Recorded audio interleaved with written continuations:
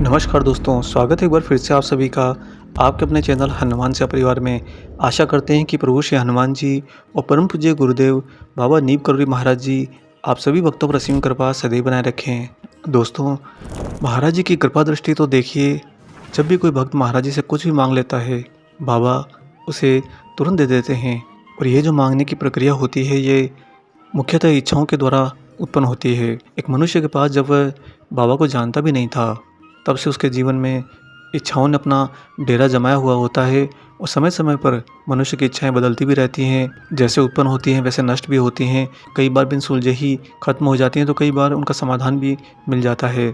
इन्हीं इच्छाओं के साथ में जब एक मनुष्य भक्ति के मार्ग पर चल पड़ता है, एक सच्चे गुरु के श्री चरणों में अपने आप को समर्पित कर देता है, तो उसकी सारी की सारी इच्छाएं मात्र उसके जीवन को जीने का एक माध्यम बन जाती हैं। उसके गुरु, उसके प्रभु उसी के जीवन को इस प्रकार से अपनी लय में ले आते हैं कि समय समय पर जो ही उसके मन में इच्छाएं उठेंगी, सामने से उन इच्छाओं को पूरा कर दिया जाएगा। उदाहरण के लिए, जैसे कि एक छोटे बालक को उसके पिताजी कहीं मेले में लेकर जाते हैं, तो बालक जब मेले में प्रवेश करता है, तभी एक आधी इच्छा अपने पिताजी के समक्ष रख देता है और उसके पिताजी तुरंत ही उसे वह वस्तु दिला देते हैं। थोड़ा और आगे जाकर बालक कहता है कि पिताजी मुझे झूले में झूलना है, तो पिताजी उसे वह भी पूरा करके देते हैं। आगे जाकर बालक कहता है कि पिताजी मुझे तो वह खेल खेलना है, तो उसके पिताजी उसे वह भी करा देते हैं। यानी कि उस पूरे घटनाक्रम के अंदर जब तक वो मेले के अंदर रहता है, तब तक उसके पिताजी उसके सारी इच्छाओं को, जो जो इच्छाएं बढ़ती जाती हैं, आती जाती हैं, हर एक इच्छा को उसके पिताजी वहाँ पर पूर्ण करा देते हैं। इसमें पिताजी का कोई स्वार्थ नहीं होता, कोई स्वयं की पिताजी की भी इच्छा शक्ति नहीं होती, बस यूँ ही पूरा कर देते हैं। बिल्कुल ठीक इसी तरह से हनुमान जी और महाराज जी, जब एक भक्त उनके श्री चरणों में समर्पित रहता है, पूर्ण सत्य के साथ रहता है और उन पर अपने विश्वास को कभी भी हिलने नहीं देता, तब उनके जीवन की सारी इच्छाएं स्वतः ही हर भाव के अंदर पूर्ण होती जाती हैं। बिल्कुल ठीक उसी तरह से। और हम सभी के प्रिय परम पूजनीय गुरुदेव बाबा नीम करोली महाराज जी का जो स्वरूप है, यह तो अपने आप के अंदर करुणा का अथाह सागर है, दया का अथाह ब्रह्मांड है और देने के अंदर तो संपूर्ण सर्व समर्थ हैं। लेकिन बाबा के साथ में जब एक भक्त रहता है, तो कुछ समय बिताने के बाद में, कुछ वर्ष बिताने के बाद में उस भक्त का एक बहुत ही खास अनुभव निकल कर बाहर आता है। वह यह कि शुरुआत में तो वह महाराज जी से बहुत मांगा करता था, बात बात के अंदर बाबा से कुछ भी कह देता और महाराज जी उसे पूरा कर देते। और इसी से धीरे धीरे उस भक्त का अपने ही बाबा के ऊपर विश्वास और ज़्यादा दृढ़ होता जाता है। आगे बढ़कर कालांतर में वह भक्त अपनी सारी बातों को महाराज जी पर छोड़ने लग जाता है, सारे कर्मों को बाबा को ही समर्पित करने लग जाता है और उसका जीवन कुछ इस तरह से चल पड़ता है कि जीवन में घटने वाली सारी घटनाएं उस पर ज़रा भी कोई असर नहीं डालती। और इनका परिणाम यह होता है दोस्तों कि एक समय ऐसा आता है जब वही भक्त ये बात भलीभांति समझ जाता है कि वह तो व्यर्थ में ही इच्छाएँ करता था, क्योंकि उसकी सारी इच्छाएँ हो या ना हो, महाराज जी उसके साथ हमेशा रहते हैं। ऐसा कभी नहीं हुआ कि एक की 100 इच्छाएं कर ली और बाबा 100 इच्छाओं को पूरा करके उसका साथ छोड़ दें। ऐसा महाराज जी कभी नहीं करते। और यही एक भक्त के लिए भक्ति के मार्ग पर, जो कि वास्तव में बहुत लंबा होता है, जी हाँ, भक्ति का मार्ग मात्र कुछ वर्षों का, कुछ समय परिधि का या एकमात्र जन्म भर का नहीं होता। अभी तो भक्ति का मार्ग तो जब तक गुरुदेव और ईश्वर आपको संपूर्ण रूप से ग्रहण नहीं करते, तब तक आप उस भक्ति के मार्ग पर चलते रहते हैं। बीच बीच में वही विधाता आपकी परीक्षा लेता जाता है, वही माया बार बार आपको छेड़ती जाती है, आपको रोकती जाती है।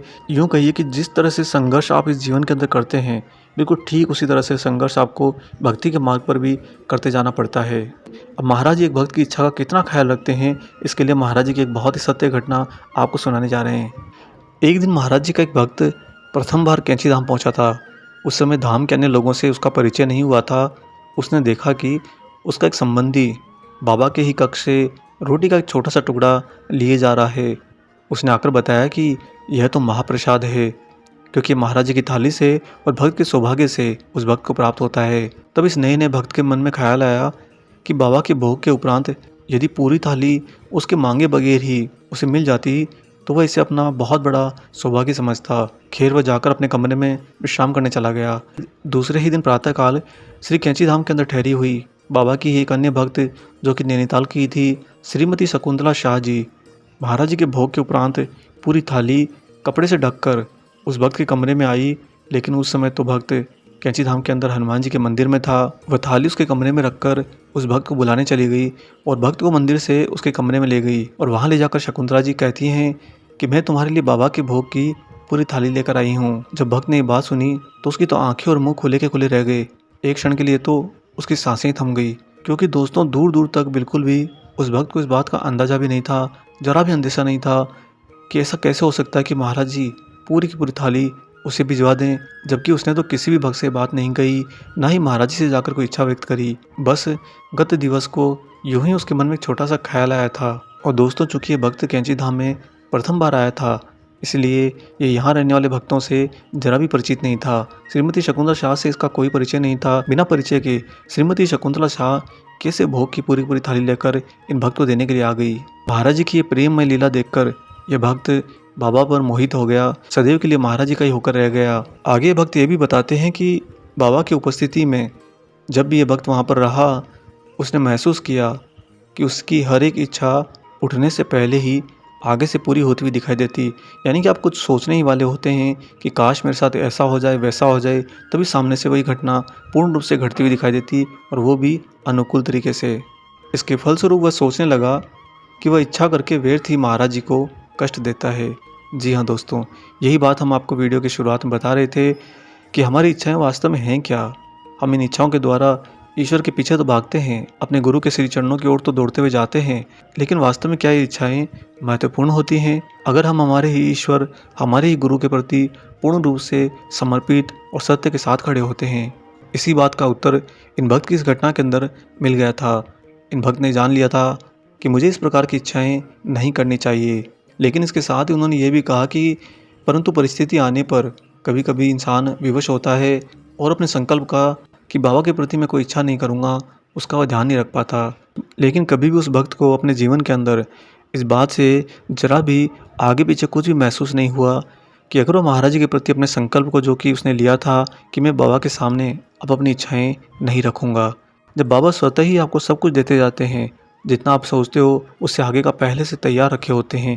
क्योंकि दोस्तों यहाँ पर एक बात आप भी सोचिए, अगर आप किसी वस्तु की, किसी परिस्थिति की, किसी समस्या के समाधान की या फिर किसी अन्य आयाम की इच्छा करते हैं और अगले ही क्षण वो इच्छा पूरी हो जाती है, तो इसका तात्पर्य क्या है? इसका तात्पर्य यह है कि जिन चीज़ों को, जिन वस्तुओं को, जिन समाधान को उत्पन्न करने में, स्वरूप देने में आपको न जाने कितना समय बीत जाता, उन सबको तो महाराज जी पहले से तैयार करके अपने पास रखे होते हैं। जिसका स्पष्ट ये मतलब निकलता है कि बाबा के पास में आपके जीवन के अनुकूल सब कुछ पहले से तैयार है।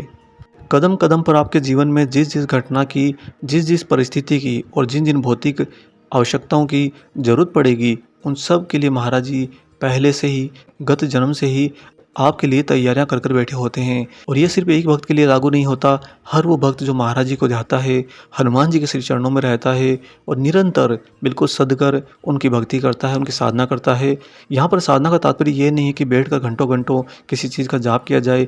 ये जाप करना, पूजा पाठ करना और नियम बनाना, ये सब कुछ व्यक्तिगत होता है। जैसा मनुष्य को भाए वैसा ही तो मनुष्य ध्याए। जिस मनुष्य को जो पसंद आ जाता है वो उसी रास्ते को अपना लेता है। परंतु सार यह है कि आप अपने गुरु, अपने ईश्वर के जब साथ होते हो, उनका हाथ थामे होते हो, तब आपके इसी मानवीय जीवन के अंदर इच्छाओं का वास्तव में कोई अस्तित्व नहीं होता। इच्छा करें या ना करें, सब कुछ आपके लिए अनुकूल तरीके से तैयार होता है। जीवन में आने वाली कठिनाइयाँ, दुख, संकट, परेशानियाँ, ये सब कुछ कहीं ना कहीं हमारे विपरीत दिशा में किए गए प्रयत्नों का ही प्रतिफल होता है, जिनमें से भी महाराज जी आपको बाहर निकाल लेते हैं, आपको समस्या का समाधान कर देते हैं।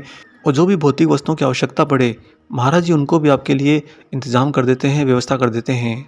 तब फिर इच्छाओं की क्या ही आवश्यकता। दोस्तों, इच्छाएं वहीं पर उत्पन्न होती है जहाँ पर सामने वाला हमें कुछ दूरी पर महसूस होता है और उससे उस दूरी से छूट जाने का, दूर हो जाने का हमेशा एक संशय बना रहता है, एक डर बना रहता है। इसी कारण से हम उससे वो इच्छाएं कर लेते हैं। हम भी ये प्रार्थना करते हैं कि आप सभी भक्तों पर महाराज जी ऐसी विशेष कृपा सदैव बनाए रखें। आप सबकी सारी इच्छाएं बिन मांगे ही पूरी होती चली जाएं। आशा करते हैं आज का ये अलौकिक विशेषांक आपको पसंद आया हो। वीडियो अगर अच्छा लगा है तो जाने से पहले इसे लाइक कर दीजिएगा और दोस्तों वीडियो को ज़्यादा ज़्यादा शेयर किया कीजिए, ताकि सभी तक महाराज जी का कथा प्रसाद, महाराज जी के अलौकिक वाणी आप लोगों के माध्यम के द्वारा भी पहुँच सके।